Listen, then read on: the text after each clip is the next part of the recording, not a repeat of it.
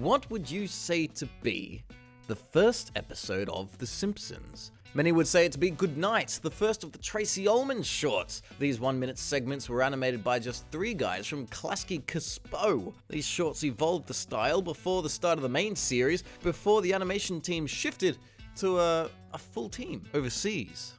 So, many others would say that The Simpsons Roasting on an Open Fire, Season 1, Episode 1, is obviously the first episode in the series. But alas, this wasn't the first episode actually made.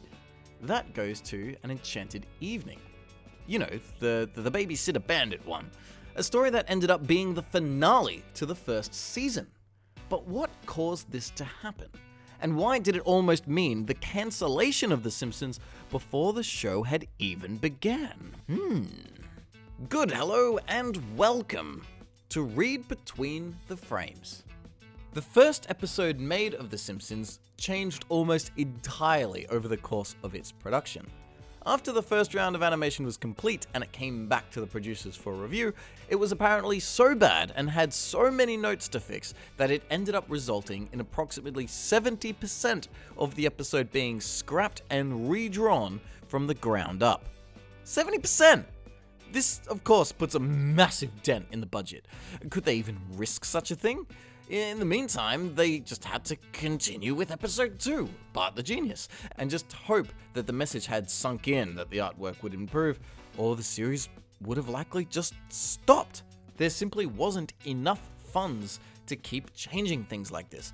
Therefore, with this in mind, one could argue that Season 1, Episode 2 is in fact the earliest canon animation one could see in the series. And frankly, it kinda shows. Meanwhile, Enchanted Evening would be getting reworked until finally being aired to conclude the first season. But consider for a moment, if 70% was changed, that's like nearly a whole episode's worth of content. This means that somewhere out there is an unaired original pilot episode for The Simpsons which hardly anybody knows about. Would you like to see it? You know, Maggie, this is my favorite time of the day. Just you and me making a hearty breakfast for the rest of the family, stoking their little furnaces for the busy day ahead. And you know what else I like about the wee hours of the morn? This is our time to be together. I dread the day when you realize you're a separate human being. Oh, listen, Maggie. I think I hear those sleepyheads now. From the very beginning, a completely different feel has been established. Consider even these birds. Their style and design seems completely different to anything that the main series show would ever have. Especially even the style of the house. Perspective of this car down here in the corner, for example, it's almost isometric. It's kind of sticking up. Its perspective doesn't match the shape of the garage. Not to mention the crudeness of the line art, for example, which is, just a drawing, versus some of the later versions would start to get very carefully done until finally just, I assume, being 3D renders. The detail is minimal, but the actual design of the house itself is quite dramatically different too. Look at the design of the windows. The windows are flat. That's kind of neat. The flat windows actually continued for a couple of episodes into the main series as well, but by the time they get to the aired version of this particular episode, they are indeed all sticky-outy. But still, even then, they wouldn't have their actual final design all the way until Season 2, would you believe? By the end of the Tracy Ullman shorts, things were getting pretty close to how they would look in the main series, so I find it interesting to see how things took a bit of a step backwards as production shifted to a larger team. Studios like this had typically had experience with Hanna-Barbera or Warner Brothers, where things would overall be a lot looser, especially when it came to backgrounds and scenery. Look at these backgrounds. This was one of the main notes for things to change. Warped and deliberately unrealistically simple to keep attention to the foreground. The goal with The Simpsons, however, wasn't to mimic other cartoons of the time, but to somewhat parody family sitcoms. So although the elements could be pushed and exaggerated more than a live-action show, it was intended to be more grounded in reality, compared to that of things like Looney Tunes, where characters could be outright shot or blown up. Let's have a closer look at some of these movements comparing to the released version, which came out later. These guys, they're wrestling over a donut, flips up in the air, Homer grabs it and munches it. Alternatively, the same moment happens, lands on his plate, grabs it up and down it goes. And although the shape of Homer's head has evolved quite a bit to what it is now, check out that original one. It barely looks like him. Oh yeah, also he's wearing shorts. That's different. Oh my, that face. That's okay, Mom. We got money. This is a subtler one. This one kind of looks okay, but when we flip over to the one that was released, That's okay, Mom. We got money. it really is night and day. These just look more like the characters we know.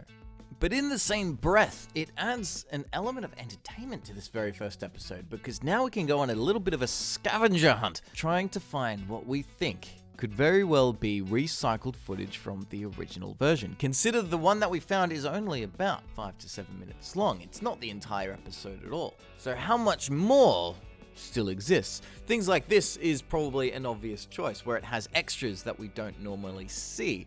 Their character model is a little bit less consequential. We in fact do see some of those scenes reappear, so we've got a bit of a foundation on what to keep an eye out for. Considering that the kids leaving got redone, it then makes it even more weird that moments like this managed to stay. Have no proof for it, but you can kind of tell. One of the big giveaways is the backgrounds have a gradient to them. Let's check it out as we scan through some of these shots. These backgrounds all have solid walls, but then you've got this one has a gradient wall, back to solid again, gradient wall, solid, gradient, gradient, solid, gradient, solid. There are even some occasions where it gets mixed together. This one, take note of the animation and the background behind it. Same animation, but different scenery. An especially curious choice, considering one of the main notes was to give things a little bit more real-world physics. Super stretchy, bouncy doors was not something that they really wanted to keep. So yeah, looking at this, I just keep thinking about all the behind-the-scenes stories that we can only sort of piece together from what we see. We know we didn't want rubbery doors, but there it is. I wonder why. This really is the kind of stuff you lose sleep over. When everything was redone because it apparently wasn't good enough, there's one very, very suspicious shot. Because you've seen now how it went from how it was to how it is. There's one particular moment, one single piece, that is so radically different to not just everything else in this episode and the pilot, but the entirety of The Simpsons as a whole. We have never seen anything like this before, and have never seen anything like it since. Have a look. I said you're gonna watch this tape, and you're gonna do what I say, or I'm gonna do something to you. And I don't know what that is, because everybody has always done what I say.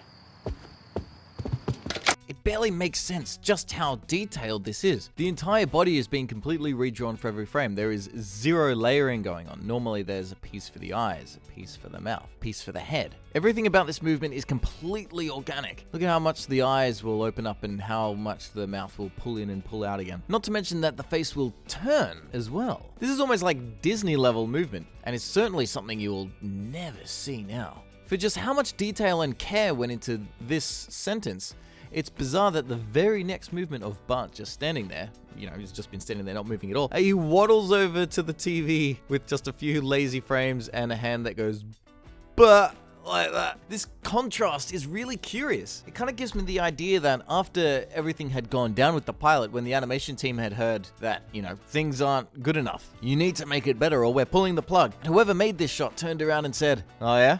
Yeah, I'll show you. I'll go and make the best stang-tootin' shot you've ever seen." No, here's another great example of classic animation with fresh backgrounds. Look at Lisa and Bart run. This is the best. Look at this pose. You ready? Yeah. One of my favorite redraws is this. A classic Bart and Lisa scream face. Redrawn with this version. Brilliant. This is the stuff that defines comedy for an entire generation.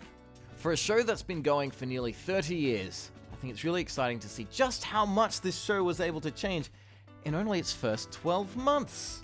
If you like to see more Simpsons, I've done another Between the Frames, or if you like some other shows, maybe I've done one on that too. I don't know, just bye.